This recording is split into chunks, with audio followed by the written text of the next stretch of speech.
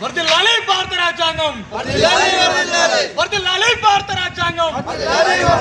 జోహార్ బాబా సాహెబ్ అంబేద్కర్, వర్ధిల్లాలి భారత రాజ్యాంగం, వర్ధిల్లాలి భారత రాజ్యాంగం.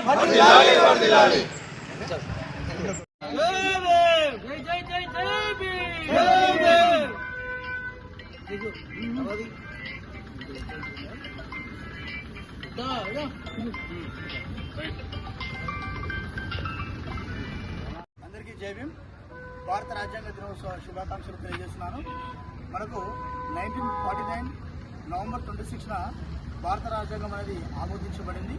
అంటే భారతదేశ అసెంబ్లీ అనేది మన రాజ్యాంగాన్ని దత్తత తీసుకుంది, అడాప్షన్ చేసుకున్న కారణాన్ని బట్టి నేడు మనం భారతదేశ రాజ్యాంగ ఆమోద దినోత్సవం జరుపుకుంటాం. అది 1950 జనవరి 26న గణతంత్ర దినోత్సవంగా అమలులోకి వచ్చింది. అందువల్ల ఆ రోజు మనం గణతంత్ర దినోత్సవం రిపబ్లిక్ డేగా మనం జరుపుకుంటాం. అయితే ఈ గణతంత్రం అనేది భారతదేశంలో ఏర్పడిన తర్వాతనే మనకు సుసంపన్నమైనటువంటి భారతదేశం అనేది రాజరిక వ్యవస్థ అనేది పోయి స్వేచ్ఛా సమానత్వం అనేది మన భారతదేశంలో ఉంది.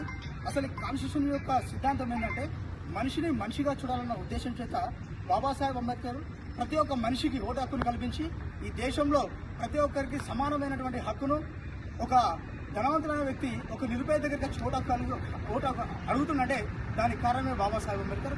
బాబాసాహెబ్ అంబేద్కర్ గారు భారతదేశంలో రాజ్యాంగాన్ని సృష్టించి రాజకీయాన్ని సృష్టించిందే బాబాసాహెబ్ అంబేద్కర్. అందుకని కుల మతాల సమీకరణ చేత బహుజన రాజ్యాన్ని స్థాపించలేమని బాబాసాహెబ్ అంబేద్కర్ గారు సమానత్వ హక్కును భారతదేశంలో కల్పించి అందరినీ కూడా యూనిటీ అండ్ ఈక్వాలిటీగా ఏర్పాటు చేయాలని ఆయన సిద్ధాంతం.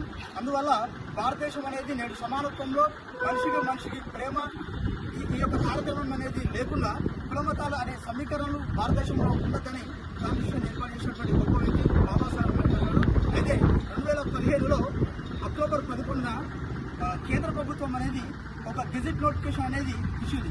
అయితే భారతదేశంలో భారత రాజ్యాంగ దినోత్సవం అనేది జరిపించాలన్న ఉద్దేశం చేత 1949న ఏ విధంగా అయితే నిర్ణయించారో అదేవిధంగా ఈ 2015లో మన కేంద్ర ప్రభుత్వం అనేది ఈ యొక్క నిర్ణయం తీసుకోవడం ద్వారా నేడు భారతదేశం అంతయు కూడా రాజ్యాంగ దినోత్సవాలు జరుపుకుంటున్నారు. అయితే 2015 అక్టోబర్ 11న ముంబైలోని సమరత్వ దీపిక వద్ద నరేంద్ర మోదీ గారు ఈ యొక్క కార్యక్రమం నిర్ణయించారు. అందుకని 2015 సంవత్సరంలో ఈ యొక్క రాజ్యాంగ ఉత్సవాలని సంవత్సర కాలం పాటు జరిగాయి.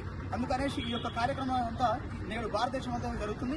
అందుకని మన ఆదర్శ యువజన సంఘం ఆధ్వర్యంలో మండల నాయకులు, మన యువజన సంఘం సభ్యులందరి సమక్షంలో ఈ యొక్క కార్యక్రమం నిర్వహిస్తున్నాం.